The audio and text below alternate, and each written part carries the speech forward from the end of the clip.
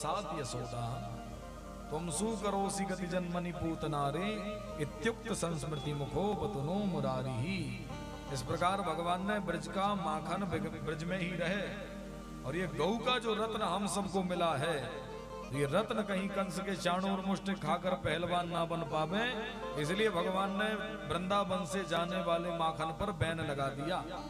सीधे से लोग मानते नहीं, व्यापार करते बेचते, इसलिए तोड़ा फोड़ी चालू जब कर दी तो गोपी ग्वाल डर के कारण ले जाते ही नहीं थे। फिर इस प्रकार भगवान ने माखन चोरी की लीला की, आगे उखल बंधन की लीला की। अब आज आई गोपाष्टमी की तिथि, और गोपाष्टमी की तिथि से भगवान ने कहा कि मैया हम चराएंगे आज से गैया। मैया ने कही देख छोरा, अभी तेरी उम्र इतनी ना है कि तू गैया को संभाल सके भाई, इसलिए पहले बछड़ों से चराना प्रारंभ कर। जब बछड़ों को चरा लेवे और उसमें सफल हो जावे तब फिर गैया को चराना आनंद से। भगवान बोले ठीक है। 5 वर्ष की अवस्था में भगवान ने बछड़े ले जाना प्रारंभ कर दिया और गौ माता की सेवा करके मानो भगवान ने ये सिद्ध कर दिया। थे राजा के घर में, जिसके घर में 9 लाख गैया तो दास दासियां हजारों लगे थे, लाखों की तादाद में लोग सेवक थे, और हजारों सेवकों के बीच में भगवान ने समझाया कि भले ही मैं राजा का बेटा ही क्यों ना हूं, पर गावो विश्वस्य मातरहा, गाय संपूर्ण विश्व की माता है, इसलिए समस्त विश्ववासियों को, देशवासियों को गौ को मां मान करके उसकी सेवा करनी चाहिए। और सेवा करके भगवान ने हम सबको संकेत कर दिया है कि गौ की रक्षा के लिए मैं स्वयं खड़ा हुआ हूं। ये आप सबका भी, हम सबका भी धर्म है कि गौ माता की रक्षा के लिए हम सबको आगे आना चाहिए, सेवा के लिए आगे आना चाहिए। पर आज बड़े बड़े महानगरों में हम रह रहे हैं, महानगरों में फ्लैटों में रह रहे हैं, तो फ्लैटों में तो कुत्ता रख सकते हैं आप लोग, फ्लैटों में तो गाय को रखना कठिन है ना भैया। हाँ? और यहाँ इस देश की सरकारें भी इतनी जोरदार हैं, इस देश की सरकारों ने भी लिखित में स्पष्ट दे दिया है कि गाय को बड़े महानगरों में रखा नहीं जा सकता है।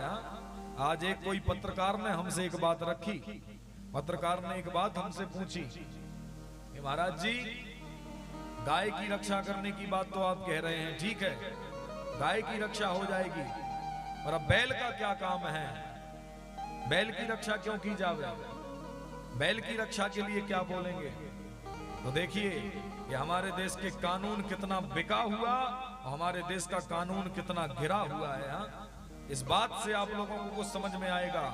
हमारा जो राष्ट्रीय चिन्ह है ना, हमारे राष्ट्रीय चिन्ह में 4 प्रतीक होते हैं। पता है किसी को कौन कौन से होते हैं?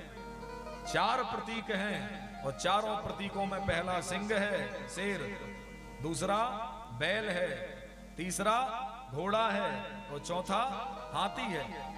तो जब 4 प्रतीक हैं तो 4 प्रतीकों में शेर को कोई मार नहीं सकता है, शेर को मारने पर कानून है, घोड़े को मारने पर कानून है, हाथी को मारने पर कानून है, परंतु जो बैल है, जो वृषभदेव धर्म का स्वरूप है, उसको मारने पर कोई कानून नहीं है। यही लज्जा की बात है हमारी सरकार के लिए और धिक्कारने वाली बात है ये सरकार के लिए।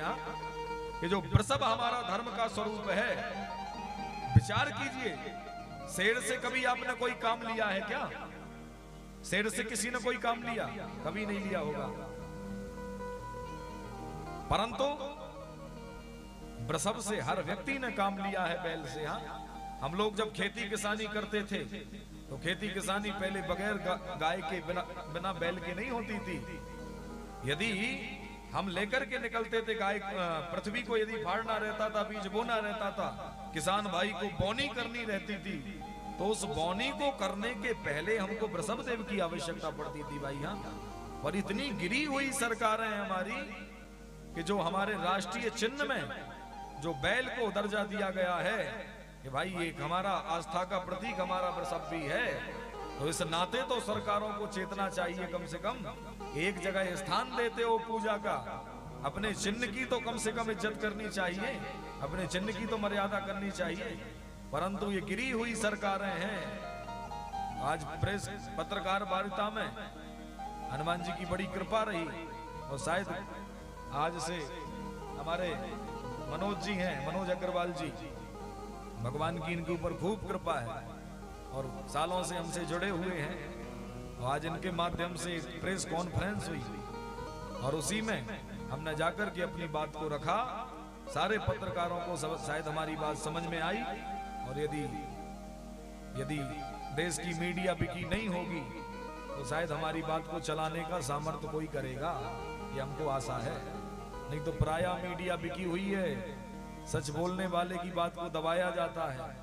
सच्चाई बोलो, उस बात को कैसे दबाना है उनको सब पता होता है। पर ठीक है, हम अपना कार्य कर रहे हैं। इधर लोगों की नजर में अच्छे बने ना बने, उसकी नजर में अच्छे हैं, ये पर्याप्त है। बोल गौ माता की जय हो। भाई